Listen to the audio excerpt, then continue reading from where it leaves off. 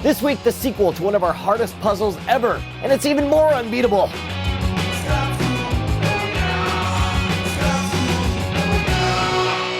This episode of Scam School brought to you by your home for domain smacks, those evil geniuses at GoDaddy. Welcome to the show with a college budget, high school content, and a grade school mentality. Scam School, the only show dedicated to social engineering at the bar and on the street. This week we follow up one of our all-time most difficult, challenging puzzles with the sequel. So get ready for the Heist Part 2.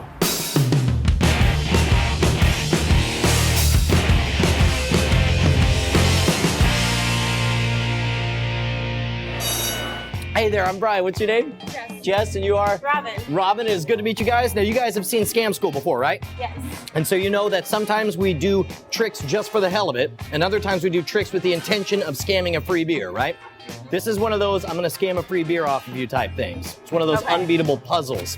So in this case, a while ago, we did a show called The Heist. And in this episode, we had the treasure of the ancients, a $5 bill underneath a pint glass. And the goal was to defeat a security sensor in order to steal the $5 bill. And I don't know if it's our rough economic times or what, but this is our new treasure of the ancients.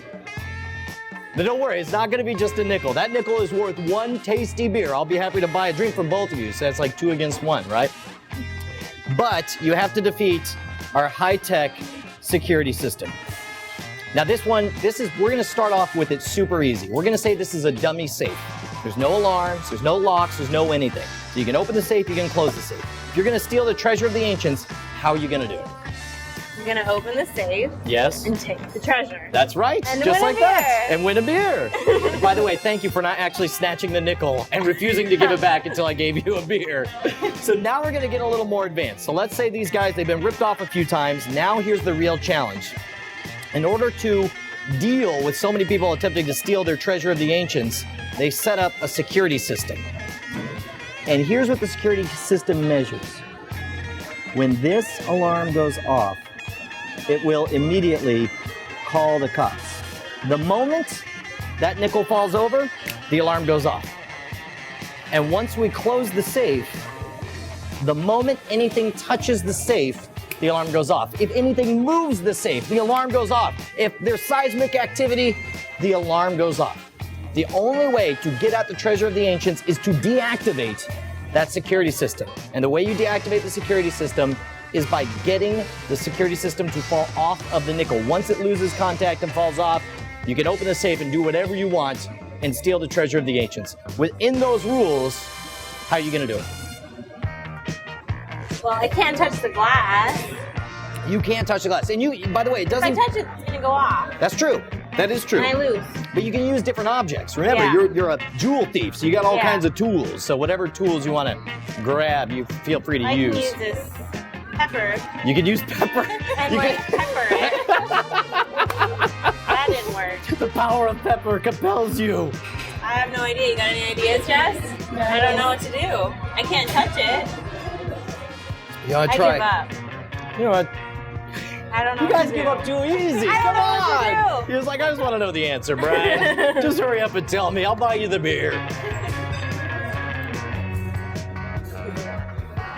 We'll napkin over this. You're going to do a magic trick. It didn't work. You lay it to rest and you pull it back. I got the nickel. Oh, you know what? If you had done that, I'd buy you like 8 beers for the rest of the night. That would have been awesome. Now, the problem, if there is a problem with this one, is that the rules are so restrictive, people like you guys have a tendency to just give up. They figure there's obviously no way this is remotely possible. But some of the things people often try, they'll often try sliding something. In fact, that's what I thought you were going to do with the napkin. I just hit the table. Which is one of the things people try. They'll hit the table, and then you got to remind them that seismic activity will set off the alarm. And it does take a little bit of practice to get everything very carefully set up. There you go. And in fact, what's funny, we figured out earlier that this table is not 100% level. So it's also important that you find a perfectly level table as well. Some people try to slide something underneath. A lot of people blow on it, figuring if they blow the safe over, it'll knock over the stuff, and that will, but the problem is the safe can't move either. And that's why you got to be very specific in the rule setup. I'm going to show you how to do this, but first we got to thank the people who make Scam School possible. This week we continue our search for the ultimate domain smack. What's a domain smack? Well, in short, domains are so ridiculously cheap through a sponsor at GoDaddy.com that you can register one just to make a point. And that's what we got from user CRThomas42 on Twitter, who registered the domain celebrityobituaries.info and forwarded it to Twitter. No kidding, since when did Twitter become the place for dead famous people? By the way, if you want to register a domain smack, head on over to GoDaddy.com and make sure to use the promo code SCAM3 at checkout. Not only will that register your domain for under $7.50, but they'll forward it to any domain you want absolutely free. And best of all, you'll be keeping us in business and yourself swimming in free drinks. Head on over to GoDaddy.com. Get your piece of the internet at GoDaddy. All right, you guys ready for the answer? Yeah. Now, are you hungry enough for the answer that you would buy me a beer in exchange for it? Who will buy you a watermelon leaf? I like it. Done and done. Right here at the 21st Amendment. There you go. Step one, I made that magically fall over on you. So one of the episodes I'm betting you didn't see is we did an episode called Science Friction, where we showed that if you pinch the wrapper of a straw as it comes off, it charges it with static electricity. And you can actually build that static electricity up even more by rubbing it on a napkin. And once you have that charge... Oh, it's moving. Isn't that cool? Yeah. Takes a little bit of manipulation. Now already it's lost its charge. That's how fast it goes. So once you get it built up, here we go. Oh, look at that. You can see it. Alarm's disabled. And the treasure is yours! Let's hear it for Robin! Well done! I do with his help. That's right. I know. You see, it's a wash because you're going to buy me a drink for the answer, and now I have to buy you one for that. You're just screwed. I'm sorry, Jess. Leave it out. Well, thank you guys so much. That was a lot of fun. Appreciate it. Thank you guys.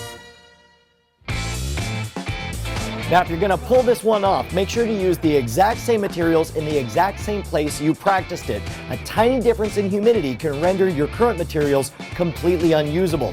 By the way, if you have any questions about this scam, write me directly at brian@revision3.com. Or if you want to watch any of the episodes back to episode 1, join us at scamschool.tv. If you're doing the Twitter thing, join us over at twitter.com/scamschool. And you can follow my goofy adventures at twitter.com/schwood.